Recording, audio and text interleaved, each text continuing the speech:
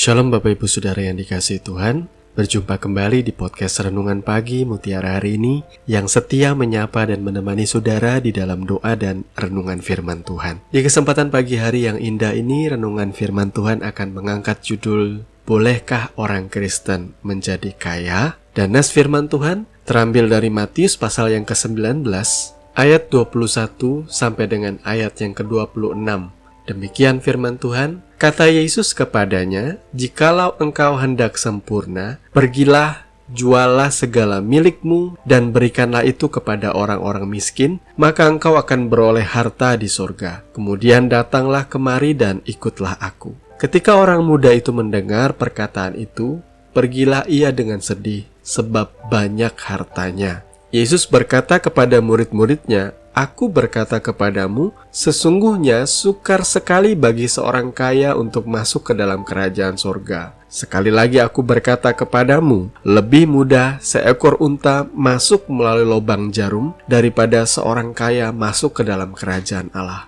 Ketika murid-murid mendengar itu, sangat gemparlah mereka dan berkata, "Jika demikian, siapakah yang dapat diselamatkan?" Yesus memandang mereka dan berkata, "Bagi manusia hal ini tidak mungkin, tetapi bagi Allah segala sesuatu mungkin."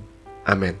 Nah, Bapak Ibu Saudara yang dikasihi Tuhan, kita mau sedikit membahas mengenai nas firman Tuhan yang sudah kita baca tadi. Sebenarnya saya ingin membaca keseluruhan perikop yang membahas mengenai seorang anak muda yang kaya yang bertanya kepada Yesus, "Perbuatan baik apakah yang harus kuperbuat untuk memperoleh hidup yang kekal?" Lalu Yesus menjawab, "Jika engkau ingin masuk ke dalam hidup, turutilah segala perintah Allah." Orang muda membalas, "Perintah yang mana?" Kata Yesus, "Jangan membunuh, jangan berzina, jangan mencuri, jangan mengucapkan saksi dusta, hormati ayahmu dan ibumu, dan kasihi sesamamu seperti dirimu sendiri." Lalu orang muda ini dengan bangga berkata, "Semuanya itu telah kuturuti, apalagi yang masih kurang?"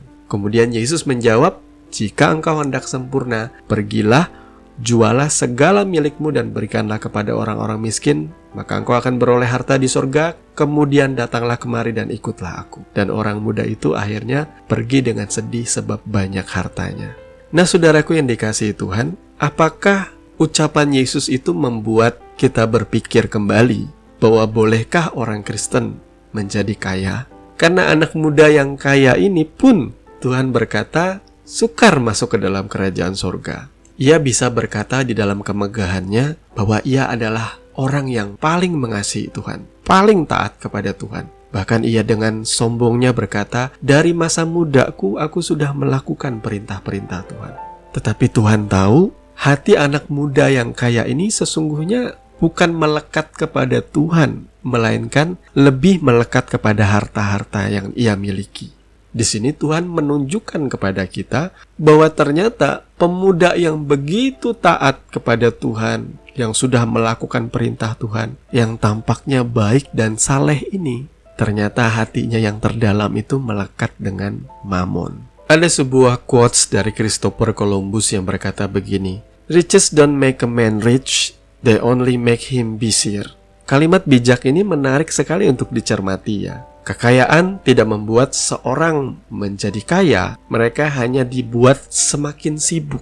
Contohnya, apabila ada seseorang naik strata sosialnya dari keadaan yang biasa-biasa lalu ia menjadi kaya, tentu mereka akan disibukkan untuk membelanjakan uangnya. Mereka akan membeli mobil yang lebih bagus, rumah yang lebih besar dan lebih mewah, jalan-jalan ke luar negeri, beli ini, beli itu. Singkatnya, mereka akan membeli gaya hidup yang bisa mencerminkan mereka itu adalah orang yang punya duit atau orang kaya.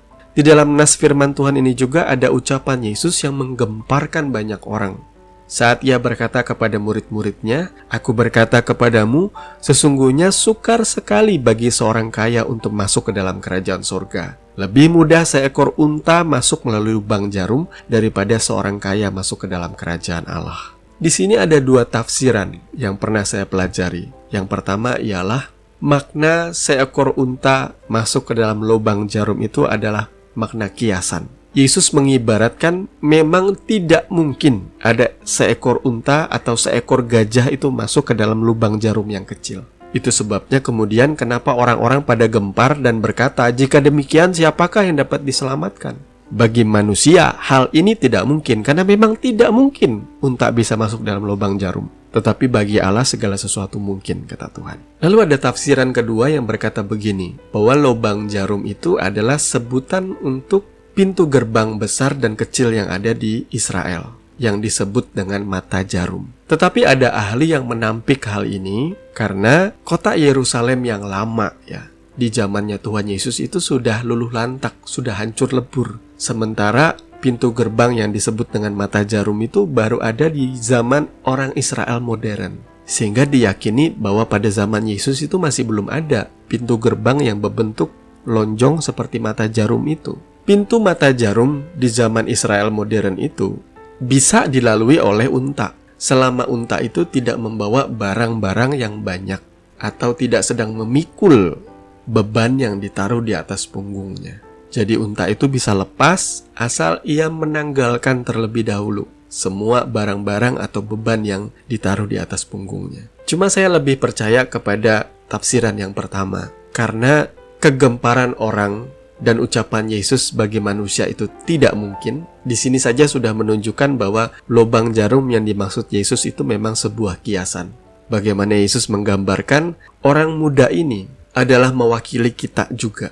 Orang-orang kaya yang merasa sudah memiliki banyak hal, yang merasa juga sudah melakukan kehendak Tuhan menurut dia, tetapi ternyata masih belum sempurna di mata Tuhan. Dan ketidaksempurnaan itu justru menunjukkan bahwa selama ini hati kita tidak melekat kepada Tuhan, melainkan kepada Mamon. Nah, lalu apakah berangkat dari ucapan Yesus itu berarti kita sebagai orang Kristen tidak boleh kaya? Saya rasa tidak ya. Karena sepanjang sejarah di dalam kitab suci menunjukkan kepada kita bahwa Tuhan memberikan kekayaan kepada Abraham, Ishak, kepada Yusuf, kepada Raja Daud, kepada Salomo. Sah-sah saja kita menjadi kaya, asalkan bahwa kekayaan itu tidak menyita perhatian kita lebih daripada hati kita mengasihi Tuhan. Kemudian yang kedua, menjadi kaya juga bukanlah dosa, tetapi keinginan untuk menjadi kaya dengan melanggar hukum Tuhan, dengan mengurangi hak orang lain, itulah yang berdosa. Yang dibenci Tuhan Yesus adalah cara-cara atau keinginan menjadi kaya, sehingga itu menjadi berhala di dalam hati kita.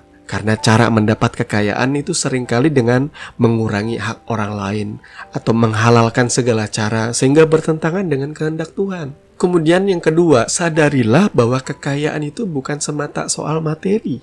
Memiliki Tuhan Yesus dalam kehidupan kita adalah kekayaan kita yang terbesar. Kita ini adalah anak-anak dunia yang patut dibinasakan. Tetapi oleh karena kasih karunia di dalam pengorbanan Tuhan Yesus, kita lantas diangkat menjadi anak-anak raja. Orang-orang yang mewarisi kerajaan sorga. Segala kerajaan di dunia ini saja sudah membuat kita kagum. Apalagi kerajaan sorga, saudara. Banyak orang berkata, di dunia ini, emas yang beberapa gram saja itu dihargai dan dipuja-puji orang. Di sorga sana, emas itu tidak ada harganya, menjadi jalan diinjak-injak orang. Betapa luar biasanya kekayaan surgawi. Sehingga saya mau katakan, saudara, kita ini adalah orang-orang kaya di dalam Tuhan. Tidak usah minder, letakkan harga diri dan kehormatanmu di dalam Tuhan. Tuhan memberkati firman-Nya. Mari kita berdoa. Bapa, di dalam nama Tuhan Yesus, kami mengucap syukur pagi hari ini atas kebenaran firman-Mu yang sudah berkata-kata dan menegur dan mengingatkan kami bahwa biarlah hati kami terlebih dahulu melekat kepada Tuhan daripada melekat kepada harta kekayaan yang ada di dunia ini. Tidak salah bagi kami menjadi orang-orang kaya, tetapi biarlah kami juga kaya di dalam kasih, kaya di dalam berbagi dan memberkati orang-orang lain, Tuhan, yang memerlukan uluran tangan dan pertolongan kami. Biar kami memiliki belas kasihan sama seperti Engkau, Tuhan, yang selalu digerakkan hatinya, menyatakan pertolongan bagi banyak orang. Di dalam nama Tuhan Yesus kami mengucap syukur. Haleluya. Amin. Bapak Ibu Saudara yang dikasihi Tuhan, kami percaya kebenaran firman boleh menjadi dasar dan kekuatan di dalam setiap kehidupan kita. Sampai bertemu lagi di podcast Renungan Pagi Mutiara hari ini yang berikutnya. Kasih karunia menyertai saudara sekalian. Shalom.